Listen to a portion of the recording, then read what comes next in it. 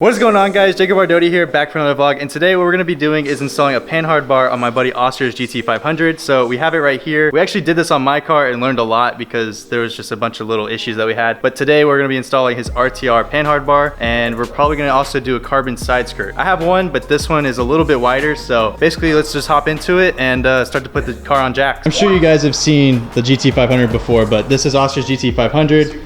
Yeah, it's super stanced out with all this stretch, but he has new tires coming and he also has coilovers coming, so those videos will be coming out pretty soon. Yeah, one of the guys commented on your post saying like, damn, I can't, what did he say? He said Something about I've never... Yeah, dude, I laughed so hard, I was like, damn. Wait, what did he say? He posted the comment that said, I've never seen a time where a 5.0 looks better than a GT500. I think he said something else. No, some guy said the GT5, or the 5.0 looks better. Dude. Super sick wheel chock here, safety first, obviously, so you just put a sledgehammer there so it doesn't start rolling forward because this guy obviously doesn't have a wheel chock. I don't want to invest in a $3 item. Yeah. All right, bud, just gotta get that jack under there and we'll be good to go. Oh yeah.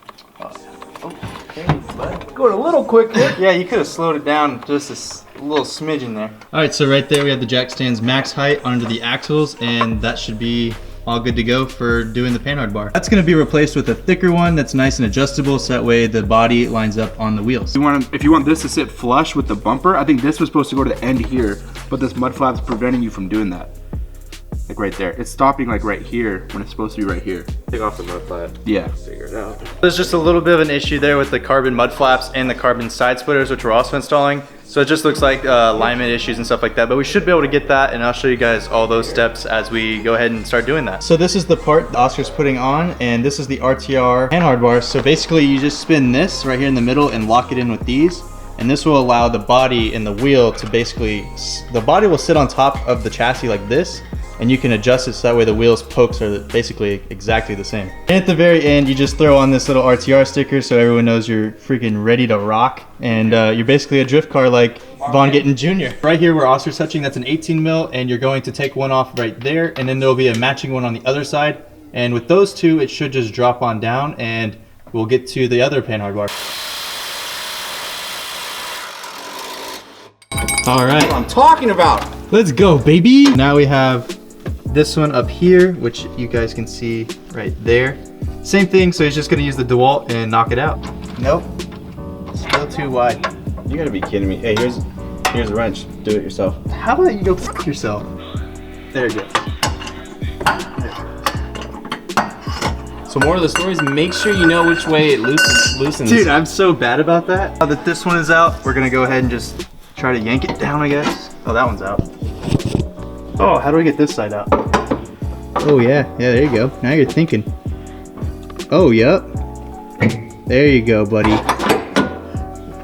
That's how you do it. There we go, baby. So in order to make this one go on a lot easier, we're just gonna go ahead and lube up these edges. Do you have just normal grease, or are we just gonna spray it on? I don't have grease, I have silicone grease. All right, cool. So we're just gonna actually spray this on whenever we go and slide it through, and that'll make it a lot easier. And we also put on gloves just because, one, our hands got pretty dirty under there, and two, we don't want to dirty up this beautiful RTR Panhard bar. And just for future reference, just so you guys know, these both lock pushing up. So if you guys see, like, this is down, and this pushing up is the lock on both of these. So just have that in mind whenever you're trying to lock it, because sometimes that can be kind of tough. Yeah, because on mine, we actually didn't know that, so we had to like watch a couple of videos and stuff to figure it out, but we were just like back and forth. We couldn't determine which way it was locking or if it was loosening, so just know that, because it'll save you like at least an hour, because that's how long it took us to figure that out, as sad as that is. Oh my God. I already cracked it. Look. Oh yeah, so we're just trying to line it up with the stock one right now, so that way it makes it a lot easier when you're putting it in, and then we can adjust from there, but at least we'll have a starting point. And this would be so much easier if we had a lift. So that's definitely one of my goals, is to get a lift, so that way we could do all of this a lot easier. So you definitely want to do this driver's side one first, that way it's a lot easier, because this one basically has a little holder on the bottom so it doesn't drop down. But yeah, we might have to, give me spray lube real quick. So now we're gonna use this little rubber mallet and knock it on in there. So now we have that one on there on the left side, which is the driver's side, and now we're just gonna work on the passenger side way over there. This one's kind of a pain because you can't use an impact, you actually have to ratchet it because it's on the other side. Just remember to tighten it, you're going down, not up. Yeah, to tighten it, you're going down, just like that. and then you just adjust the length, which we'll do here after this one's tight. The whole point of this, like I said, is to get this wheel to sit more flush into the fender. So I'll tell Oscar to rotate it, and you guys will see the wheel start to tuck in underneath this fender. Start spinning it. Oh, other way. Yeah.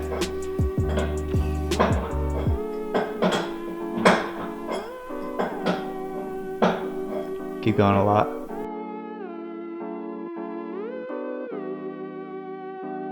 As you guys can see right there, now it's a lot more in. So we're gonna go compare it to the other side.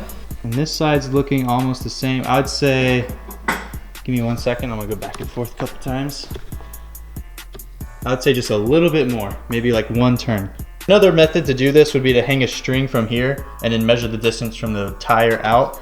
But we're just kind of eyeballing it because he does have coilovers on the way, so we're gonna have to readjust it anyways. So to adjust, all I did was spin that silver one right in the middle, and depending on the way, it's good to have a buddy to watch the wheels, or you can just kind of get out and under and check it. But you just spin that middle silver one, and then you lock it in with these 2 black ones, and you just basically push them up to lock them, and you're good to go. That saves your settings, so pretty easy, and this definitely helps whenever you have aggressive fitment and makes it so that way you can not rub. There it is, 130. Now is the finishing touch. It's this bad boy. This is how everyone knows that you're cool and you're ready to rock. So he's just wiping it down for all the grease and stuff we added, and he's gonna stick that bad boy on. Ooh. Wow. Wow. You're ready to rock. That went on really, really quick. We're waiting on John and Sabir to come back. They're on a test drive of a 392 Challenger, and we're waiting on them just because we need a little bit of a extra hand and a help, just because the mud flaps and the side skirts kind of have an issue lining up. So we'll figure that out once they get back. So we're having to take off these mud flaps because the rear side skirt doesn't fit too well, which and we need an impact to take them off. Yeah, because these Phillips heads are on there with like 300 pound-feet of torque, so just don't strip it. You're stripping. Yep. So now that we figured this out, we basically had to hold it and line it, and that's why we needed the extra hands, because now we have it figured out to where the mud flap will actually fit with the new side skirt. So we're gonna have to drill some custom holes, but it'll be worth it. Yeah, so we only need 6 hands because the other 2 don't work. Yeah. John's gonna tape up a little bit more here, and we're just gonna cover this just to protect all the paint that we can. After that, we're gonna line it up, and right here on the side skirts, so we're just gonna use those holes and like basically make a little hole or a Sharpie dot, and that's where we're gonna drill through, and then we should just be able to mount them up with the included hardware.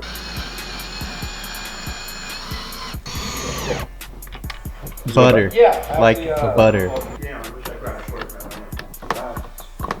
So now that we've figured this one out, this whole side is all done. He's gonna put on the rear mud flap, which is right there in his hand.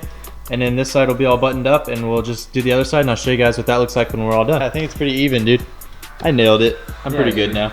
I'm sorry I didn't nail yours. Yeah. Side skirts, there they are, all nice and done.